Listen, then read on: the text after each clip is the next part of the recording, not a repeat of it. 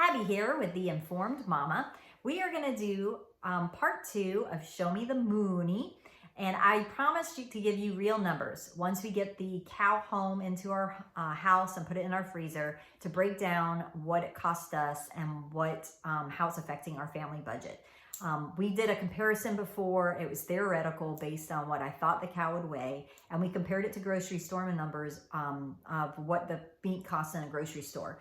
So I wanted to give you realistic numbers based on the cow that we now have, that we've picked up and brought home and have put away in our freezer, and what we will be eating as a family. So when you look at it like that, we can see realistic numbers. And if it really saved us money, it is going to hopefully be way healthier because it's a local farmer. These cows have been treated better. They do not have antibiotics and all of that, and anything else put into them. So, and I know the care of them is much better because I actually went and visited the farm and saw how they are taken care of.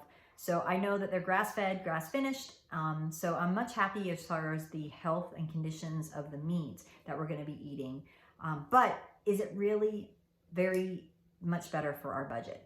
And I know that's what everyone wants to know. So we're going to break it down in real numbers right here. We estimated on the theoretical numbers were based on a 200-pound half cow.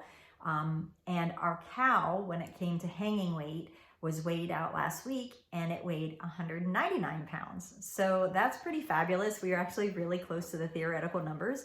And I was super excited to hear that. But our theoretical estimate of what we'd be able to utilize was 60 to 65% of that number. So our real numbers, when we brought it home, we asked for everything that we could possibly get. They gave us all the organs, and they gave us a lot of bones and tallow, fat, or suet that we can turn into tallow.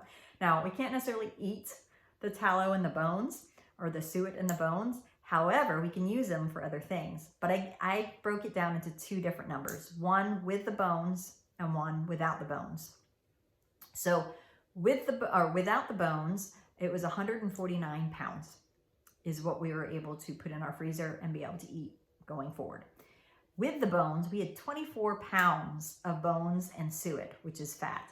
And that's a lot. So I'm super excited. We're going to be able to turn that into soap, cooking fat, and the bones into bone broth. And bone broth nowadays is crazy expensive. So we're going to save tons of money because I'm probably going to be able to make about 40 quarts of bone broth from 24 pounds of bones.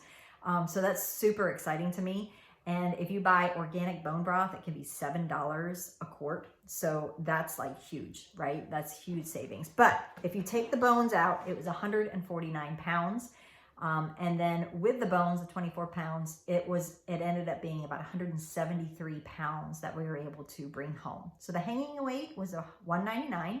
We paid the farmer, and he paid the butchering cost, $5.50. So that ended up being $10.94. So $1,094 for our half cow of the hanging weight of $199.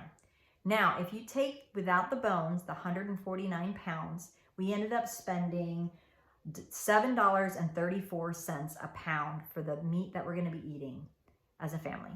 That's amazing, because typically if you go to the store and buy filet, it's $21 a pound, or a ribeye, $18 to $19 a pound.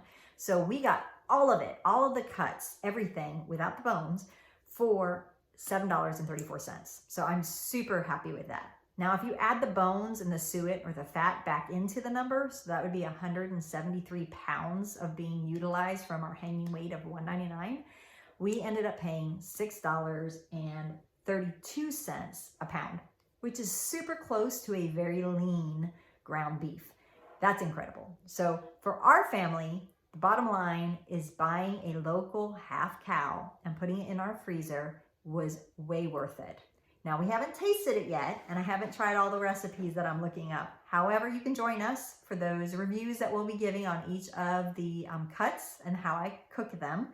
And my family will be very honest and give you real family reviews, and you can follow along and do that with us. I have a bunch of other videos coming out too on the organization of our freezer and how I made it so that we won't lose any of the cuts and keep the value of using everything that we have now purchased. As well as we're going to be doing recipes and fun things like that. So stay tuned for more on our Licatino half cow adventure. And thank you for following us up to this point.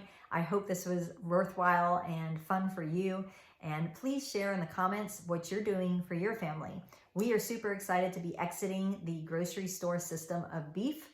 And this is a great way to do it. We're super excited to be sponsor or supporting a local farm, and by purchasing their cow and getting out of the grocery store system, providing a very much healthier product for my family.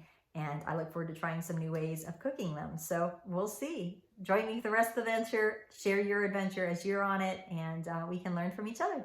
Have a great day. Bye.